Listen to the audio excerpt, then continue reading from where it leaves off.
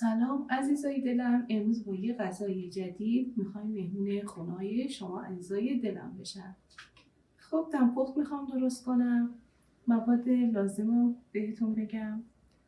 رب یه قاشق سرپر، من 2 عدد پیاز رو خرد کردم نگینی، عسلی کردم، سرخش کردم به صورت عسلی. نگاه کنید عدسم هم پختم، یه پیمانه برداشتم پختمش. رب گوجه هم با دستگاه میکسش کردم، 800 گرم. برنج 4 پیمانه. همون لحظه که میخواید درست کنید میتونید خیسش کنید. نمک به اندازه کافی و فلفل سفید، زردچوبه، فلفل قرمز، فلفل سیاه. الان میرم سراغ برنجامون که خیسش کنم. بشم خیس بخوره. الان میرم سراغ گوجه ها که خوب آبش خشک بشه.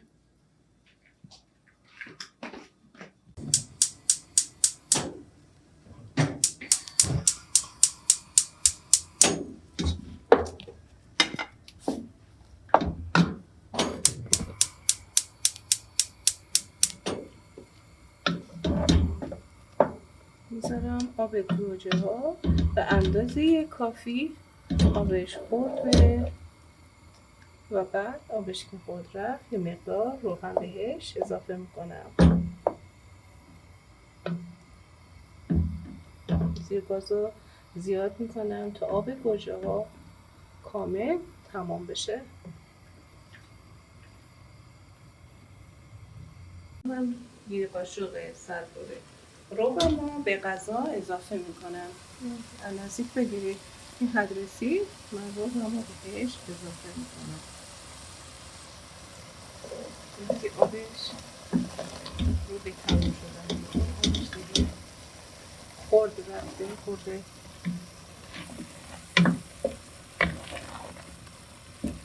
به این حد که رسید. الان روغن بهتون بهش اضافه میکنم. البته به ذائقه خودتون داره، دوست دارید روغن عادی استفاده کنید، من بیشتر روغن زیتون استفاده میکنم.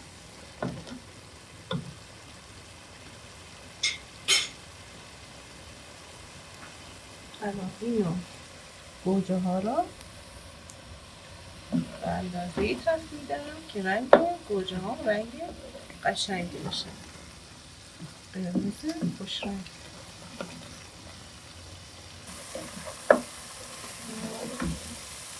خوب بتونم خوش رنگ بشه با گوجه.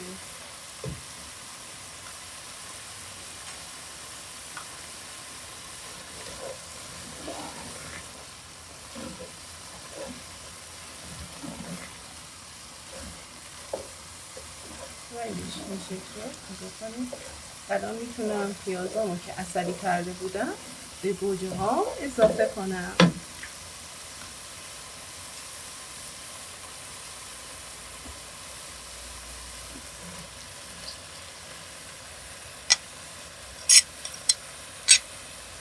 دمپخت دو پیاز درشت میخواد به خاطر اینکه خوشمزه تر بشه، طعمش عالی‌تر میشه.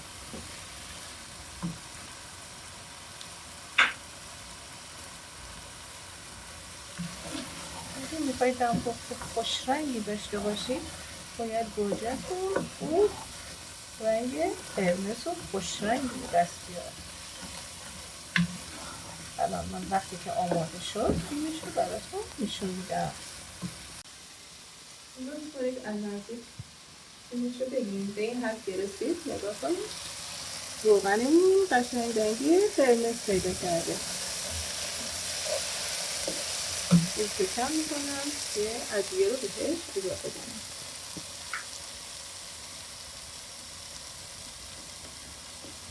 این زردچوبه یه سواشو چند خالی میکنم.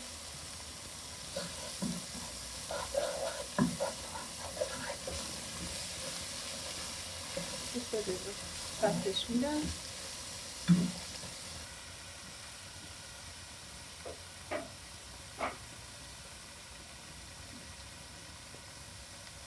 دانش دیگه دست خودتون.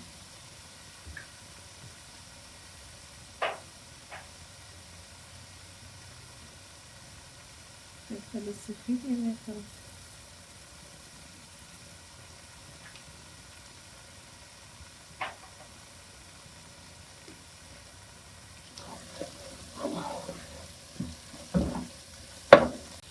یه مقدار کم هم فلفل سیاه.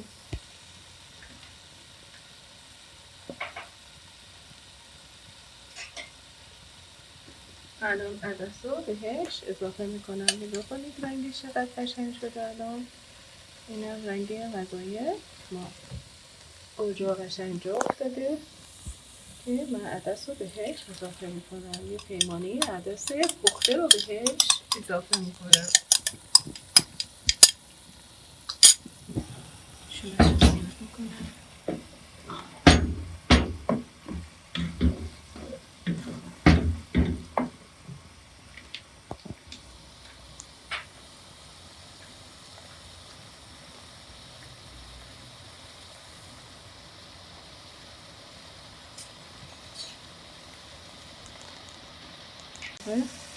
دو قاشق چای خالی نمک بهش اضافه میکنم. دو قاشق چای خالی. بعد بازم چکش میکنم.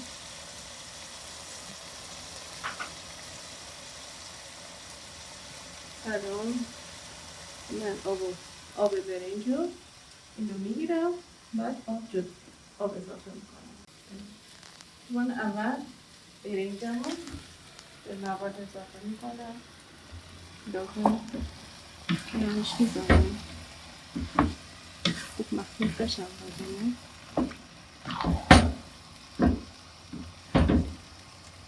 آبو میارم بهش اضافه میکنم.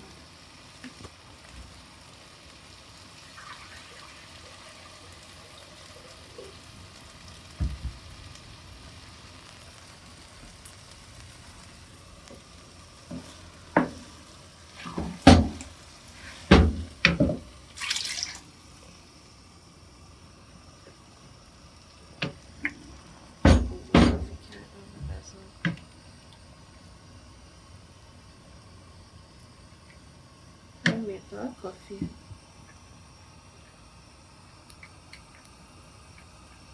میکنم تا کجا شه.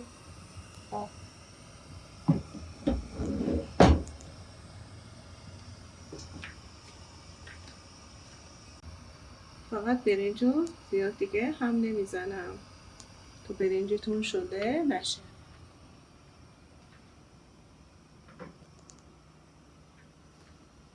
برای اطمینان من با یه قاشق برنجم رو چک میکنم که نمک داره یا نه.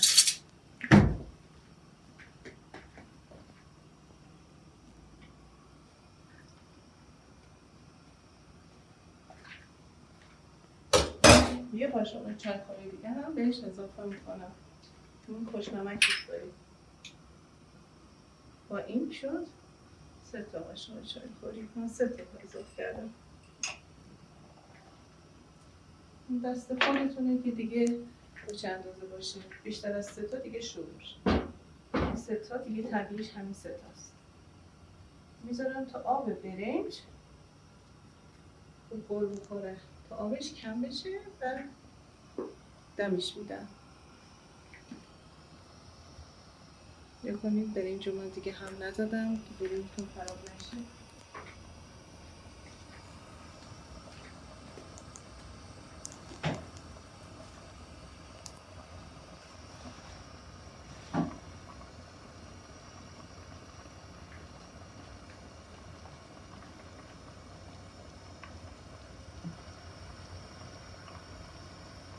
اگه با آب باشه برنجتون شده میشه.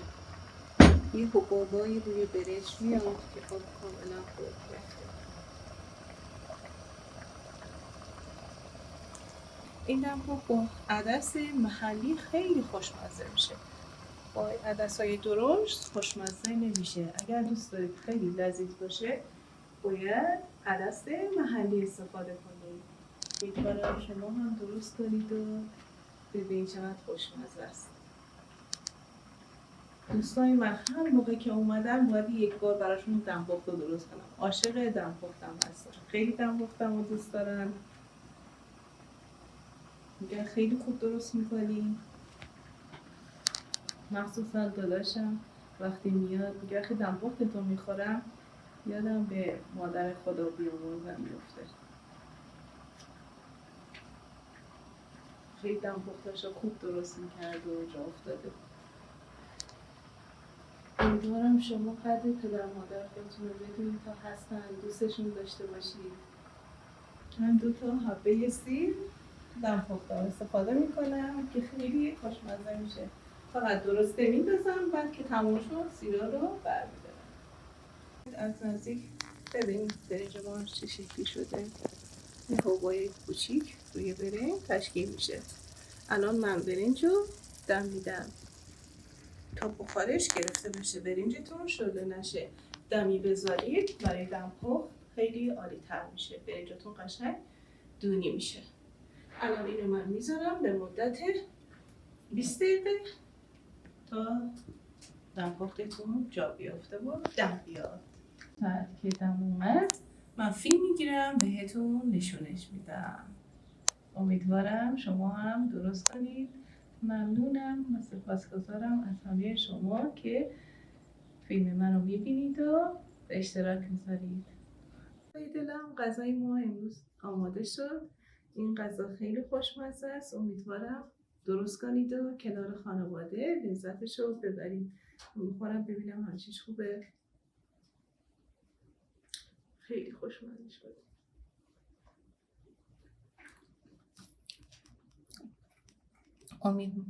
براتون بهترینا رو آرزو دارم. امیدوارم کنار خانواده همگی به خوبی و خوشی زندگی کنید. بهترینا رو براتون آرزو دارم. روز خوشی داشته باشید.